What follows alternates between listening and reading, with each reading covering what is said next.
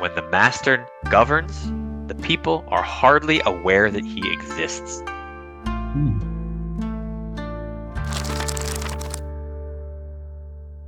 All right, welcome everyone back to the channel where we read and interpret the Tao Te Ching. Today we are doing number 17. Yes, and I will read from the Stephen Mitchell translation today. 17. When the master governs, the people are hardly aware that he exists. Next best is a leader who is loved. Next, one who is feared. The worst is one who is despised. If you don't trust the people, you make them untrustworthy. The master doesn't talk, he acts. When his work is done, the people say, "Amazing! We did it all by ourselves." Wait, say that last part again? The master doesn't talk, he acts. When his work is done, the people say, "Amazing! We did it all by ourselves." Uh, Interesting. Yeah. All right. Yeah, that's cool.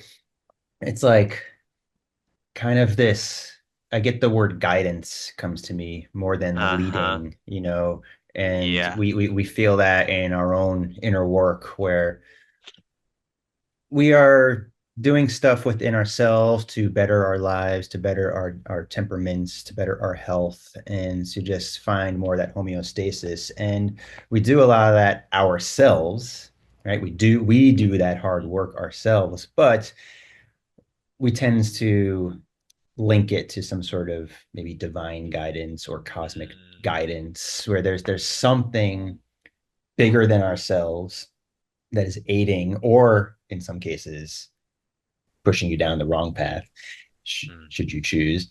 But typically, when we are looking to seek or attain what we call enlightenment, which is really just a way of saying releasing some of the burdens and stresses and things that are weighing us down.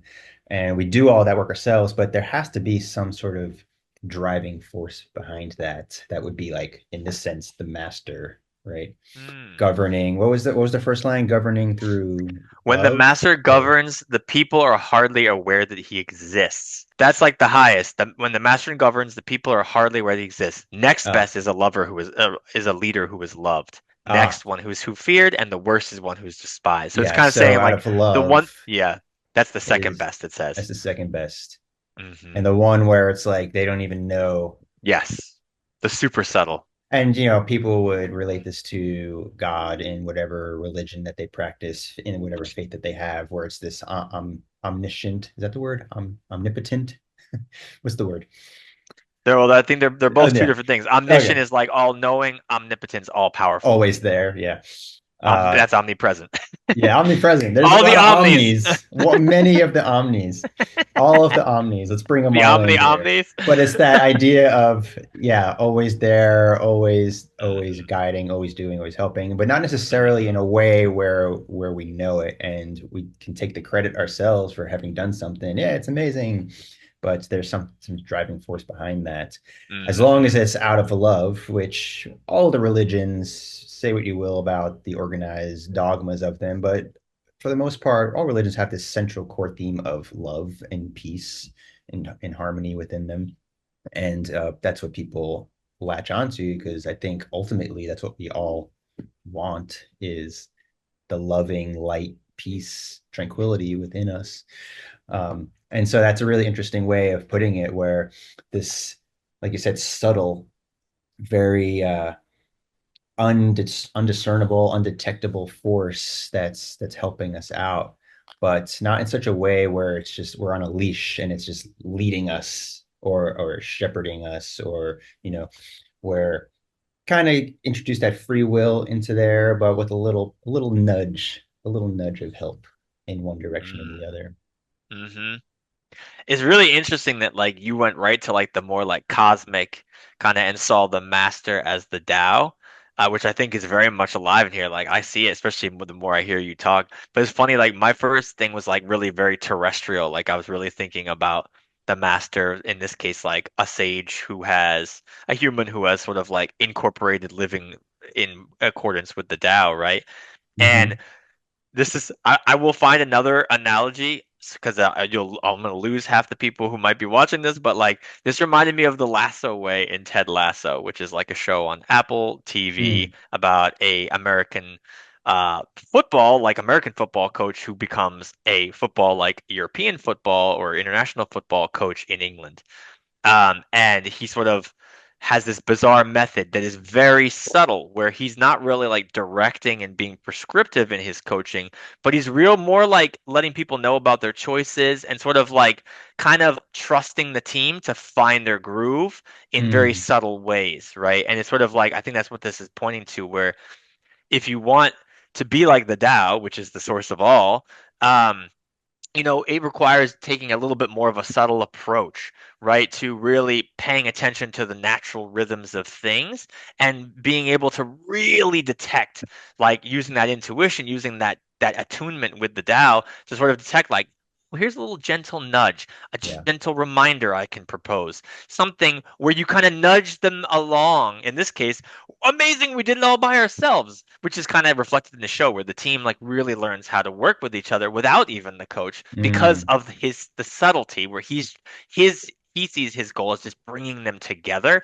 and unlocking their natural potentials, which is different for depending upon each person, which I think is sort of like the way that I, interesting. like you said, how the Tao ideally operates, right? Where if you just get attuned to the natural rhythms of yourself and to the cosmos and to the earth cycles, you can start to get you start to get a groove, start to feel the music, and then your song starts to come out more cleanly. Yes. Especially important for those that are in leadership positions where the job isn't to enforce your will upon everybody. That's like a uniform vision, right? That sort of like that order and that stability that people crave goes too far, and now everyone's just acting the way that the leader wants. Whereas a true master, like this is saying, is like, no, I want everyone in this choir to sing, and they're all going to have different voices. They're all going to have different frequencies, different codes that they have. Let's unlock all of them and find the harmony, find the bigger music that we're all playing. Hmm. Yeah. Yeah, for sure. And that definitely translates into the world of parenting too, right? And True. I am not to a human child, but you are. And but I have parents, and I know that there are parenting methods that work. There are parenting methods that do not work. And then there is this fine balance that is probably quite Hmm. difficult to achieve, Oh yeah. but that guiding but allowing them to make mistakes as long as, and then Hmm. you help them learn from those mistakes and say, Hmm. okay, well, here's what happened, let's talk about this and let's figure out Hmm. better ways to do things or more appropriate ways to do things or more healthy ways to do things or whatever. But go out and make your next mistake and then come back and Yes. I'll help you. But holding the Yes. hand and being that quote helicopter parent is Yes. disarming in a lot of ways where it's suffocating and Uh-huh. it's overbearing and it doesn't allow one to spread their wings, right? No. Like I think about the baby birds, they leave the nest at a certain point and not all of them make it, but the mama birds can't like teach them how to fly.